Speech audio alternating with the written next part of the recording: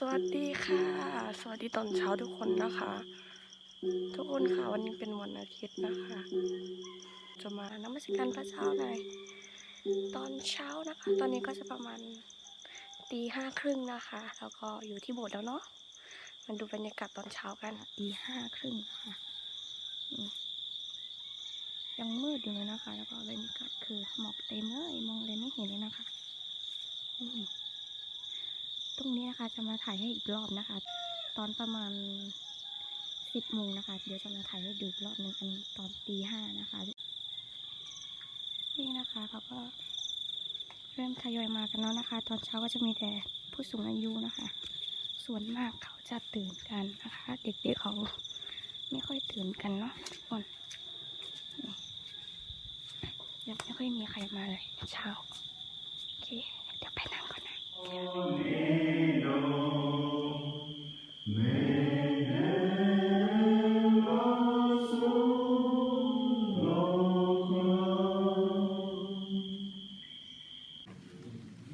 นี่นะคะการนมัสการตอนเช้าก็เสร็จแล้วนะคะทุกคน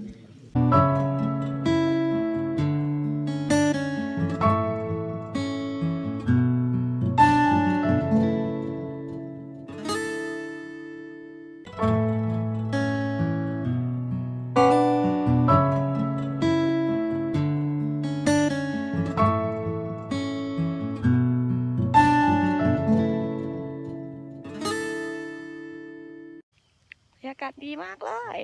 นี่นะคะ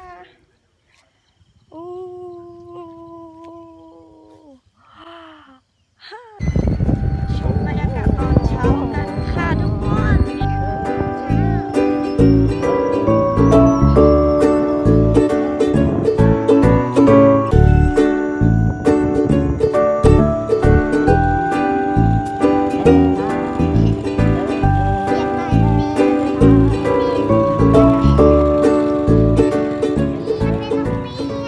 ค่ะถึงบ้านแล้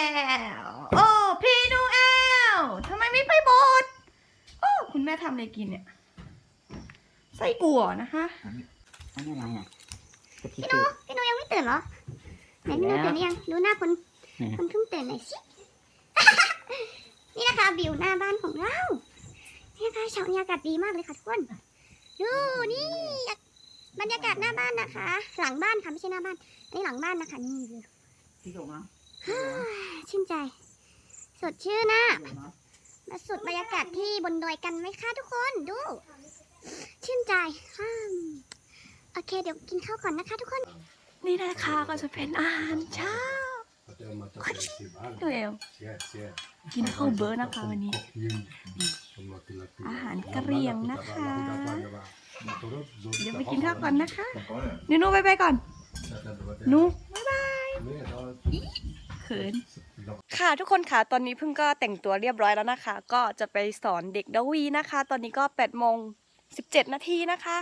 เดี๋ยวเพิ่งจะไปสอนเด็กดวีก่อนนะคะโอเคค่ะเจอกันที่โบสถ์เลยนะคะไปกันโอเคค่ะทุกคนค่ะเวลานี้ก็จะเป็นเวลาที่เวลาประมาณ8 โมง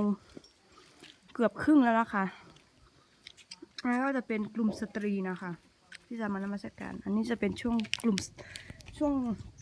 ของกลุ่มสตรีนะคะที่จะมานมัสการพระเจ้านะคะแล้วก็เวลานี้ก็จะเป็นเวลาของอะไรนะ เวลาของกลุ่มดาวีเช่นกันนะคะเดี๋ยวเราจะมาสอนเด็กๆกันนะคะเข้าไปในบทนี้นะคะกลุ่มสตรีก็จะเป็นบทข้างหลังนะคะบทใหญ่นะคะนี่จะไปเป็นบทเล็กนะคะโอเคค่ะเดี๋ยวเจอกันในบทเลยเนาะนี่นะคะทุกคนค่ะเช้านี้เราก็นมัสการพระเจ้าแล้วก็เล่นเกมเป็นที่เรียบร้อยแล้วนะคะแล้วก็หลังจากนั้นเราก็จะให้เด็กๆนะคะมาเรียนพระคัมภีร์นะคะเราจะใช้ของซูเปอร์บุ๊กนะคะในการเรียนของละวีนะคะเราศึกษานะคะเด็กๆก็ชอบมากนะคะทุกคนชอบดูนะคะว่าเป็นการ์ตูนนะอาทิตย์นี้เราก็ไม่มีโปรเจคเตอร์นะคะแล้วก็คอมของเราก็เปิดเต็มหน้าจอก็ไม่ได้วันนี้ก็มีปัญหานิดนึงนะคะเกี่ยวกับการใช้คอมค่ะโอเคค่ะก็จะประมาณนี้นะคะนี่นะคะทุกคนคะอันนี้ก็จะประมาณ10 โมงนะคะวิวบทเมื่อเช้านะคะก็จะประมาณนี้นะคะสวยงามมากค่ะฝั่งนี้จะไม่ค่อยชัดเท่าไหร่นะคะเพราะว่ามันจะสะท้อนเนาะนี่สวยงามมากนี่นะคะ ชนของเรา นี่นะคะทุกคนบรรยากาศก็จะประมาณนี้นะคะ นี่เห็นวิวนะคะนี่อันนี้ ทุกคนค่ะก่อนเข้าบทนะคะดาวอนุชนนะคะแล้วก็จะถ่ายรูปเล่นกันก่อนเนาะก่อนที่จะขึ้นบทนะคะนี่นะคะ สาวๆของเราในวันนี้ โอเคเราจะมาถ่ายรูปเล่นเนาะช่วงนี้ตอนนี้มันก็ว่างอยู่เนาะถ้า10 โมงกว่านิดนึงก็จะเริ่มนมัสการแล้วนะคะ ตอนนี้ก็ว่างแล้วก็มีเวลาถ่ายรูปเนาะวันอาทิตย์เป็นวันเดียวนะคะ ที่เราจะมีเวลาถ่ายรูปสาวๆที่มูเลนะคะนี่เด็กๆที่มูเลค่ะนี่น่ารักไหมคะนี่มันจะเป็นชุดสีขาวแบบนี้นะคะ คนที่ใส่ชุดสีขาวแบบนี้นะคะ ก็หมายถึงว่ายังโสดนะคะ ยังไม่ได้แต่งงานนะคะยังไม่ได้แฟนเฮ้ยนาวีน้องมากันเหรอปันดูหนังร้อยนี่ตัวตาก่อนทำแลภาพเหรอภาพนี่ตัดเซนอแหละอ๋อภาพนี่ตัดเซนอเหรออ๋อเรียนออกมาเหรอนี่อีนี่ก็ทักทายแล้วว่าเป็นยอดที่มูลเลทีบีทีเชอร์จ้าและจ้าเกตเซเลอร์โอเคเซบายบายก่อน โอเคเดี๋ยวเข้าบทแล้วนะคะทุกคนเจอกัน 안에서 떠머 베리비 야코 지니 좋은 줄로 떠머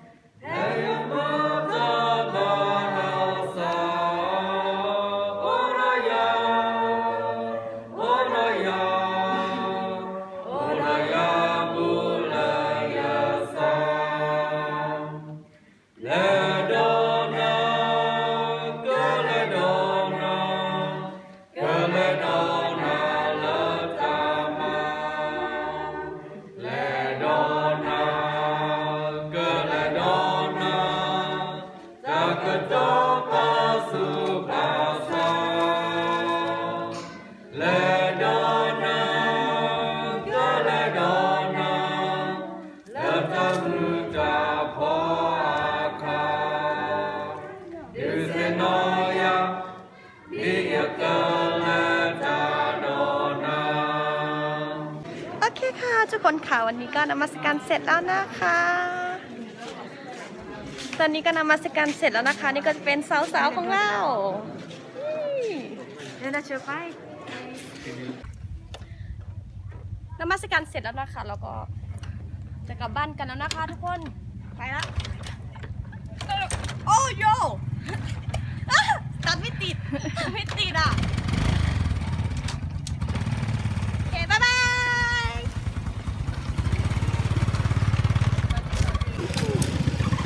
อันนี้ถึงบ้านของเราแล้วนะคะบ้านของทำขึ้นนะคะบ้านสวยมากเลยเนี่ยต้นไม้ลงนะ ถึงบ้านแล้วนะคะทุกคนกลับบ้านถึงนะคะแล้วก็จะรองท้องด้วยผลไม้กันก่อนนะคะอะโวคาโดนี่แค่แกะก็ออกแล้วนะคะเปลือกอ่ะแบบอร่อย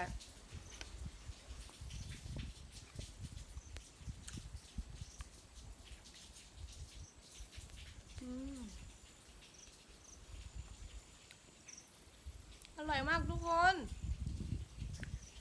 อันนี้พันธุ์พื้นเมืองนะคะ กินแก้มมังกรบ้างเนาะทุกคนกินกันมาดูพี่เจ๊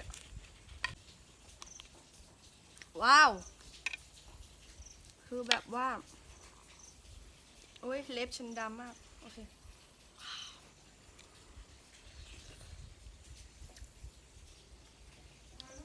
หวานมากอืม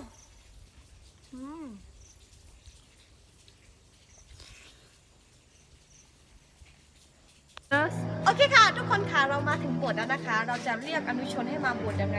มาดูกันค่ะทำนี้นะคะ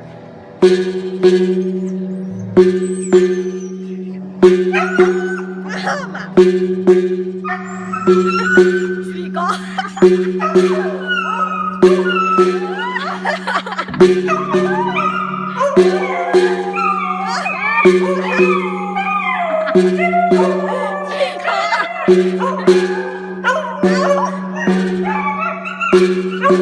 ไม่ชอบเสียงโ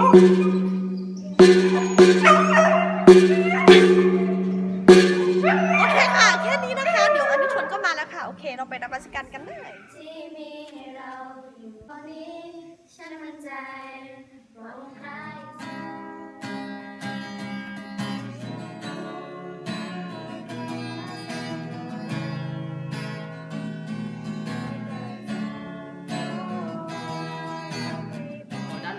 누가 가는 매냐 되게 키 데이터 갖다 팔아 봐리 데이터 갖다 팔아도 갖다 봐리 사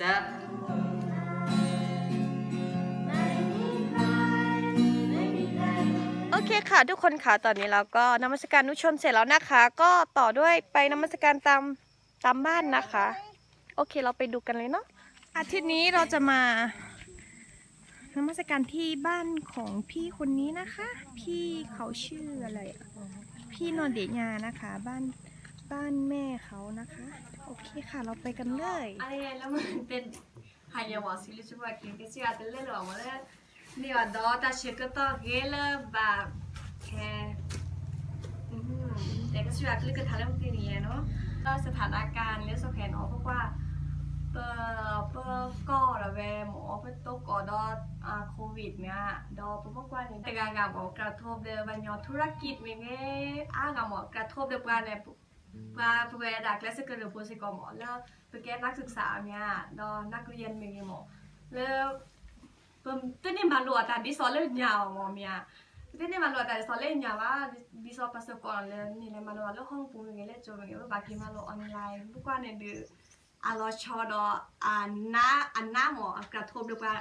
เมีย